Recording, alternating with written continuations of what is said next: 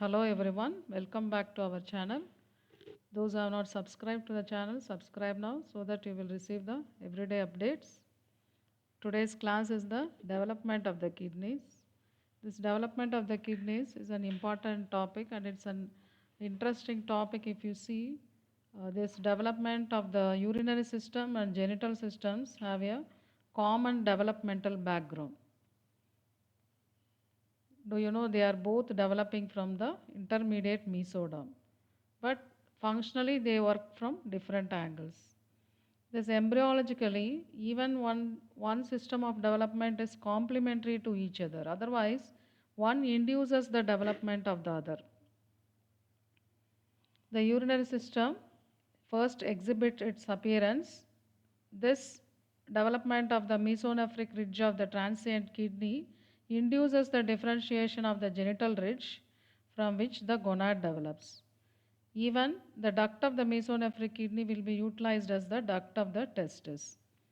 As you all know, the male urethra acts as a common channel for the elimination of the products of the both urinary and the genital system. So, this explains the development of the urogenital system is complementary to each other and induces the one development of the other. So, with this introduction, we will move on to the topic development of the kidneys. In this class, we will see only the development of the kidneys. The remaining parts of the urinary system we will see in the next class. Those who have not subscribed to the channel, please subscribe now so that you will receive the continuation of the embryology classes. If you see the two embryonic structures that play an important role in the development of the urogenital system, not only in the kidneys, as we told the introduction, urogenital system or the intermediate mesoderm and the cloaca. So the intermediate mesoderm and the cloaca are the two important embryonic structures that play an important role in the development of the urogenital system. If you see the kidney development in reptiles, birds, and mammals, the three successive kidneys are formed in the craniocaudal direction. They are the pronephros, mesonephros, and the metanephros. The pronephric kidney appears first in the cervical and thoracic regions of the intermediate mesoderm. The pronephros disappears entirely except its duct, which will be taken by the mesonephros. Then the mesonephros appear in the next in the thoracolumbar region, but it also fails to satisfy the complex function of the excretory organ. So the cephalic part of the mesonephros degenerates and the remaining caudal part of the mesonephric tubules and their ducts shift their development from the urinary system to the genital system in the males. So like this, and lastly the metanephric kidney appears in the humans. If you see, not only in the humans, they pass through the three stages of evolution. In this, so the pronephros persist in some fishes and the cyclostomes, and this mesonephros present in the reptiles and the next mammals, and the metanephric kidney persist in the humans.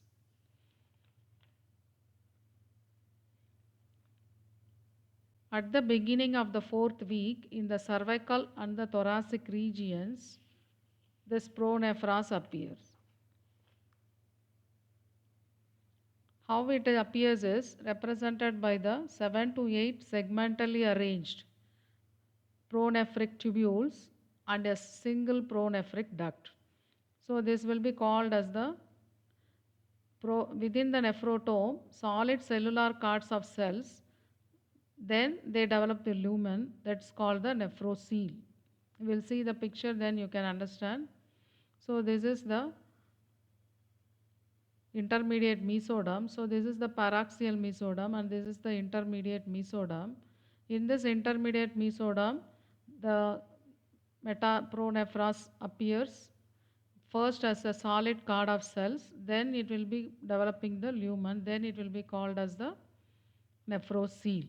So you can, in this picture, you can appreciate the three parts of the mesoderm: paraxial mesoderm, intermediate mesoderm, and lateral plate mesoderm. Paraxial mesoderm will develop first as the adjacent to the notochord and the neural tube, then they will form the somoids. Intermediate mesoderm projects into the dorsal wall of the coelomic cavity, and in the cervical and upper thoracic region, it possesses segmentation that is called nephrotome. Rest of the intermediate mesoderm unsegmented, that will be called as the nephrogenic cord. So in this, previously we have told nephrotome. What is nephrotome? Is the segmentation of the intermediate mesoderm. So first you note this paraxial, intermediate and lateral plate, which has divided into somatopleuric and the splanchnopleuric and has developed the intraembryonic coelomic cavity. So now we will come back to the nephrocele. So this is the nephrotome. In this pronephric tubules appear. In the nephrotome, if you see, this is the solid cellular cord of cell, then which has developed a lumen. So this is the nephrocele, this yellow color. This opens medially into the coelomic cavity. So this is the developing coelomic cavity, and this opening is called as the peritoneal funnel. And if you see this pronephric tubule, so this yellow color is the pronephric tubule. It is having internal glomerulus and also the external glomerulus. So how this excretion in this pronephric kidneys take place is, first the waste products are excreted into the intraembryonic coelom, then they are taken by the external glomerulus, thence to the pronephric tubules, then it is filtered by the pronephric tubules, then they are again excreted through the peritoneal funnel into the intraembryonic coelom. So this is an indirect method and it is a time-taking method. Complex organism like mammal wants the rapid disposal of the waste products, so reject this pronephric kidney in search of a better one. So this is again same pronephros. So it has rejected, but this downturned ends of the pronephros tubules will be called as the pronephric duct. So in this picture you can see this red color is the pronephros, blue color is the mesonephros, and this black color is the metanephros. These are the pronephric tubules and the pronephric duct. The pronephric duct will be taken by the mesonephros, and if you see, it is opening into this is the hindgut divided into the primitive rectum and the endodermal cloaca. So this pronephric duct bends ventrally in the urorectal septum to open into the cloaca, ventral part of the cloaca. So in this, all the pronephric tubules disappear, but pronephric kidney duct persists. The mesonephric kidney will come and replace the pronephric kidney. So this is the mesonephric kidney, but utilizes the pronephric duct at its own. But if you see this pronephric kidney will in the evolution, it persists in the cyclostomes and some fishes. Even we have a doubt whether this pronephric kidney appears in the early part of human embryology. Now comes the mesonephros, associated with the disappearance of the pronephric tubules and the cephalic part of the pronephric duct. About 70 to 80 mesonephric tubules develop in the intermediate mesoderm, in the lower thoracic and the lumbar segments. Each mesonephric tubule is placed horizontally and its lateral end will be opening into the mesonephric duct. So now the duct is taken by the mesonephros. Duct is called as the mesonephric duct, otherwise called as the Wolffian duct. The medial end of the tubule does not communicate with the coelomic cavity. So that is the difference between the pronephros and the mesonephros tubule. So this blind end receives only the internal glomerulus. There is no external glomerulus in the mesonephros. All the mesonephric tubules do not develop simultaneously. At about the 8th week, only 26 tubules persist on each side in both sexes in the upper and the upper three lumbar segments. So this is the way, again same diagram, you can appreciate this vestigial pronephric system, tubules have disappeared and the cephalic part of the duct has disappeared, pronephric duct. Only caudal part, now it is taken by the mesonephros. This mesonephric tubules, if you see, even though we told in the introduction about 70 to 80 mesonephric tubules develop, but when you see at about 8th week, only 26 tubules present in the persist on each side in both sexes.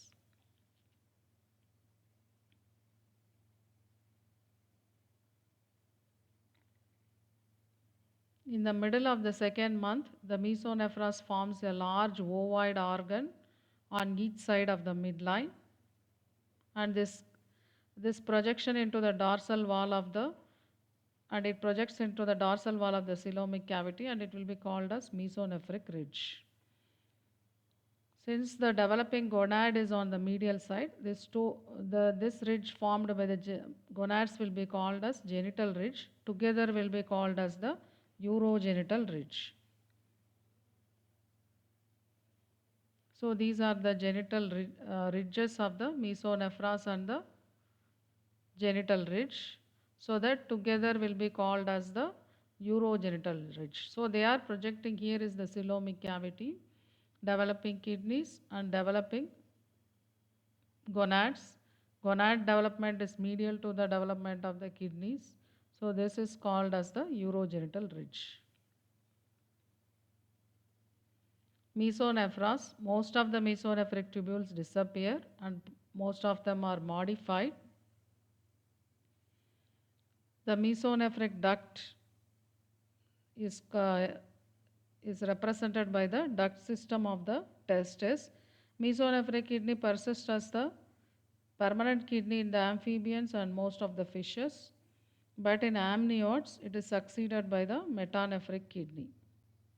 So this human mesonephros fails to perform the function of the permanent kidney in the higher form of vertebrates because it is concerned only with the mechanism of elimination of waste products only from the blood by filtration. There is no process of selective reabsorption of glomerular filtrate. So because the mesonephric kidney is not provided with the loops of the Henle, that's why it disappears. Then what is the fate of this 26 mesonephric tubules and their single duct in both sexes? If you see, in male, the mesonephric tubules are taken by the genital system as the efferent ductules of the testis, and the mesonephric duct is taken by the duct system of the testis, so that it will be forming the canal of epididymis, vas deferens, seminal vesicle, and ejaculatory duct. One or two proximal mesonephric tubules persist in relation to the testis as the ductus aberrans superior, and successive will be 6 to 12 tubules form the efferent ductules of the testis and the distal tubules form the ductus aberrant inferior and paradidymis. So these are all the derivatives of the mesonephric tubules in the males. If you see the females, they persist as the tubules of epiphoron and paraphoron in the broad ligament of the uterus. And the duct is called as the duct of epiphoron, otherwise called duct of Gartner.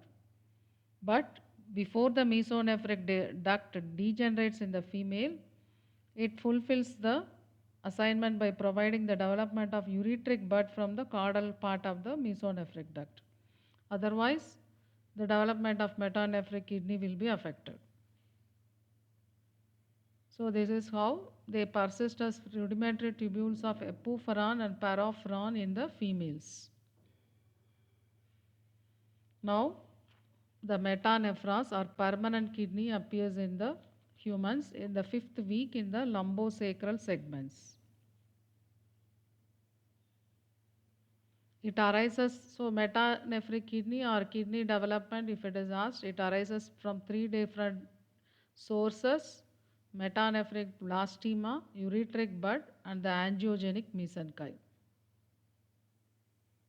So first we will see the collecting part of the development of the collecting part of the kidney. It is derived from the diverticulum called the ureteric bud. In the fifth week, at about 5 millimeter crown rump length of the embryo, ureteric bud develops. So this collecting part is first developing than the metanephros, which arises from the lower part of the mesonephric duct before it enters into the cloaca. So this is the important point the student should note. Collecting part develops from the mesonephric duct by the diverticulum called the ureteric bud. Before this duct is taken up by the duct system of the male and before it disappears in the females. The excretory part is derived from the lower part of the nephrogenic cord. So this part is called as the metanephros, the cells of which form the metanephric blastema. So this is how, this is the mesonephros, blue color, and this is the mesonephric duct. Mesonephric duct opening into the ventral part of the cloaca, and this black color is the metanephric blastema. So this will give rise to the secretory part of the kidneys, and this yellow color, this is the ureteric bud which develops from the mesonephric duct before it enters into the cloaca. So this is before it enters, diverticulum is called as the ureteric bud. First we will see the metanephros development. So this ureteric bud penetrates the metanephric tissue which cover the distal end of the bud as a cap. Subsequently the bud grows, dilates to form ampulla, and the ampulla divides repeatedly. So if you see how many divisions occur within this nephrogenic cord, within the nephrogenic cord, the dilated ends of the bud divides into cranial part and the caudal parts, so that forming the major calyces. Subdivides repeatedly into successive orders of branches until about 13 generations of tubules are formed. So that the terminal branches form the ampullated blind extremities called the pelvis. Second and third or fourth orders are observed to form the minor calyces. All the branches from the fifth to the subsequent order of branching will be called as the collecting tubules of the permanent kidney. The stalk of the ureteric bud will form the ureter, and the dilated end persists as the pelvis of the ureter. How this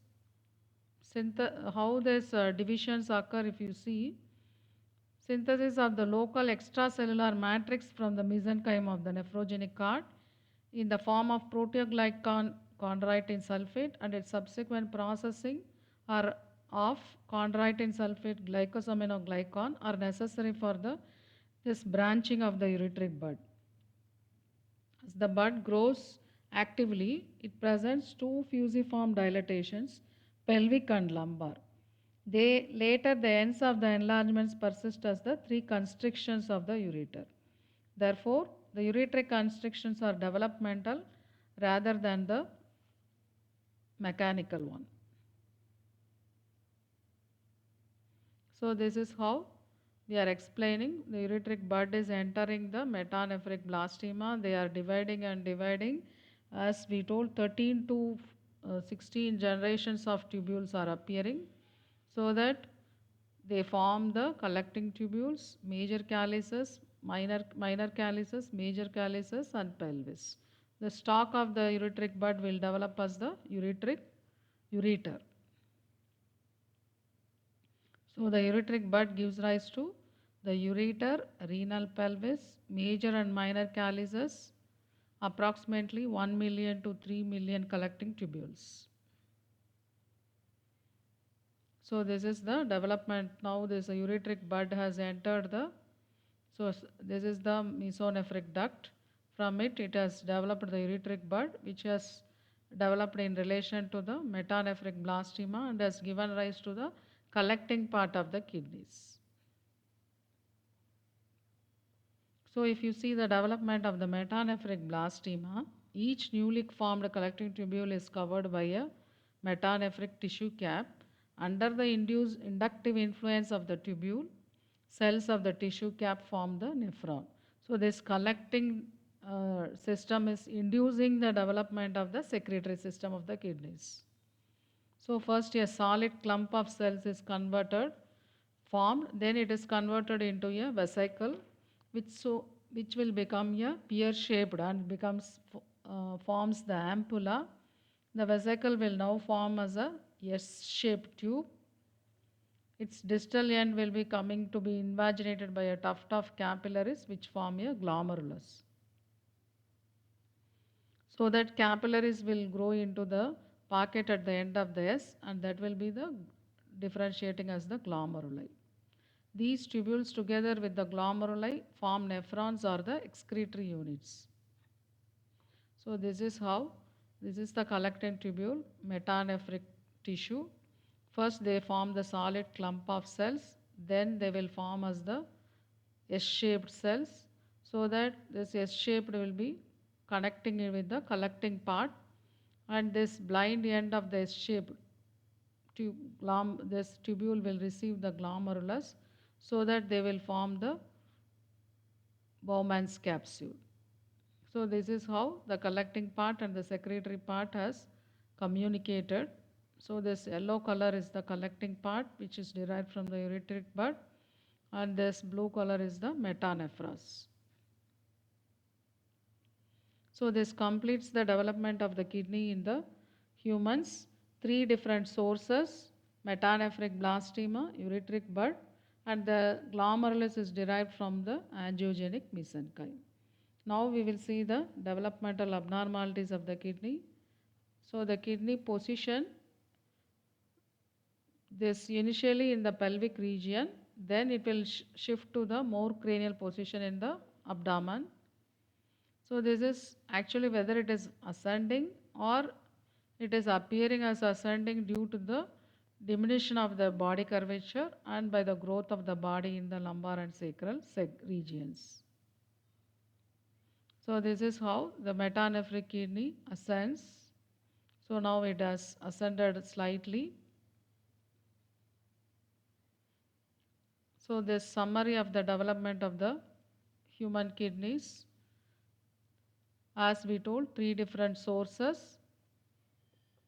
This human kidney develops from the metanephric blastema secretory part, collecting part from the ureteric bud, and this angiogenic mesenchyme gives rise to the glomerulus.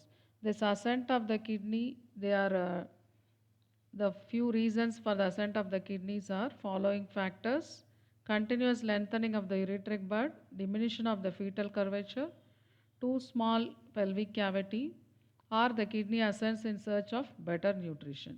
If you see the fetal kidneys, they are lobulated, and these kidneys persist, this lobulation persists up to the first year after birth.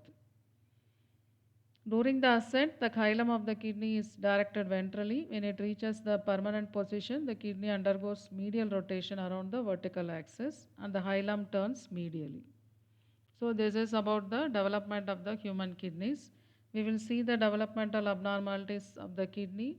If you see the few developmental abnormalities, according to the number, it may be the agenesis of one kidney or multiple kidneys, or according to the position, it may be in the pelvic region, or it may be two kidneys may be fused in number, or according to the size, fetal lobulation may persist in the adult life. And even one more important abnormality of the development of the kidney is the polycystic kidney, when the secretory part and the collecting part do not fuse with each other. According to the shape, we can tell the horseshoe shaped kidney, because when the two lower ends of the two kidneys fuse with each other. So there are so many developmental abnormalities of the kidneys. This kidney itself is a separate branch if you become nephrologist. So it's a vast area where you have to see so many abnormalities. So I have enumerated a few developmental abnormalities, and we have covered the development of the kidneys in detail. And the remaining parts of the urinary system, development of the urinary bladder and the urethra, we will see in the next class. Those who have not subscribed to the channel, subscribe now so that you will receive the everyday updates.